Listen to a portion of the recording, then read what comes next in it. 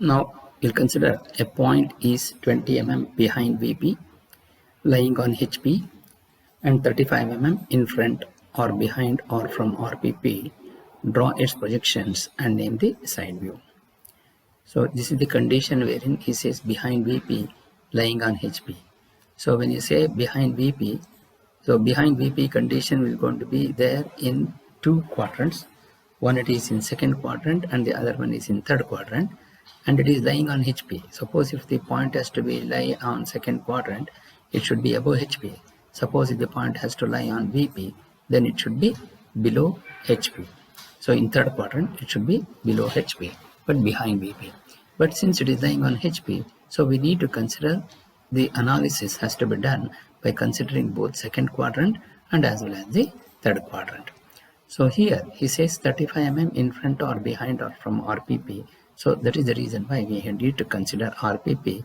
When you look from the front view, right profile plane is towards the right side. So this will going to be the RPP. Then he says the 35 mm in front or behind or from RPP. So behind RPP can be the condition will going to appear only when you look from the right side view. So this is behind RPP. So behind RPP distance can be seen when you look from the top view. It can be seen in the horizontal plane, and when you look from the front view, it can be seen on the vertical plane.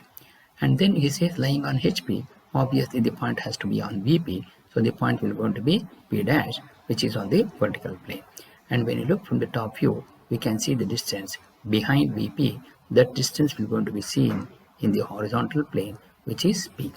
Now when you cut it here and open it out, so that RPP is rotated clockwise and HP is rotated above, then here this will going to be the second step, wherein all the planes has been rotated by 90 degree by keeping vertical plane in fixed. Then since the horizontal plane is the one which has been rotated, so you are giving it in bracket. The corresponding images also, whatever we have explained here, the same thing will going to be continued here. But only thing is, how do we get this 45 degree, that we need to understand. When you look from the profile view, that is the right side view, we can see the distance behind VP, which is this distance, and also it is on HP. So obviously this will be this point. And where you have the front view, you are going to get the same thing in the side view. It should be on the same line in the side view. So that means when you are front view is seen, draw a horizontal projector here, so that it will going to come onto the profile view, that is RPP, and since it is behind VP, so that distance when it is projected, you are going to get it here, which is then draw a 45 degree line, so that this vertical distance of behind VP is transferred into the horizontal distance of behind VP, which is 20 mm. So you are going to get this point, which is P double dash, and name that view, which is the right side view. Now we are going to try to solve the problem by using the sketchbook. First we are going to draw the XY line and the X1 Y1 line, and mark what VP and HP is the one which has been rotated.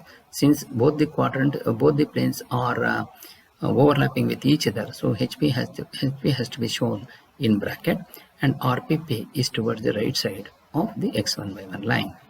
Then the distance with respect to the profile plane, which is 35 mm behind RPP, is seen in both HP and VP. So from X1 Y1 line, you measure the distance of 35 mm and draw a thin vertical projector. Then he says it is lying on HP, so obviously the point will going to be on VP, so the point will going to be P dash, which will be on XY line. Then the distance with respect to VP is seen in HP. Since HP is also above XY line, from P dash you measure a distance of 20 mm and you mark that point, which will going to be small p. So when you look from the side view, we can see the front view distance and as well as the top view distance. So the front view distance has been projected directly onto the profile view by drawing this arrowhead, and then we need to transfer behind VP, which is 20 mm. So you draw a 45 degree line adjacent to HP, and then draw a horizontal projector from the top view to the 45 degree line, wherein it will going to transfer the distance of this vertical distance, which is 20 mm, is transferred into horizontal distance, which is here. And when you draw a from this point you draw a horizontal vertical projector to the XY line, where it will going to cut the projected line from P dash, so that it both will going to lie at this point. So this intersect at this point, so this will going to be P double dash, and name this side view as the right side view. So this is the final solution when you are doing it in sketchbook. Now we will go consider the third quadrant. So here in the third quadrant you can see the horizontal plane, and you can see the vertical plane and the right profile plane. Even here also the condition is behind VP but lying on HP. If it is below HP, then it becomes third quadrant. Now it is on HP, so obviously the point will be on VP, so you're going to get this point. And when you look from the top view, you can see the distance behind VP. The distance is seen in HP, so you're going to get small p. And when you look from the right side view, so it will going to be seen that it is lying on HP, so obviously that point will be here. And you know the distance with respect to VP is 20 mm. That is also seen here, between from this point to this point. Now here when you look from the right side view, so we have the point is behind RPP. So behind RPP distance of 35 mm will be seen when you look from the vertical plane, and when you look from the front view, it will be seen in the VP, and when you look from the top view, it will be seen in the horizontal plane. So this is 35 mm.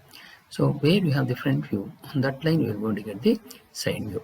So here when you cut it here and open it out, so when you rotate HP above and RPP in line with VP, so you are going to get, this is the second position, wherein you are going to get for HP will be above, VP will be below, which VP is the one which is fixed, and RPP is always adjacent to VP.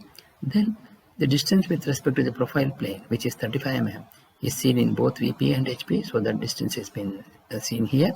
And the distance behind VP is seen in HP, so HP is above XY line. So from here you can see the distance, and then when you look from the side view, you can see the front view and as well as the top view. The front view is projected directly here, so you're going to get the front view here.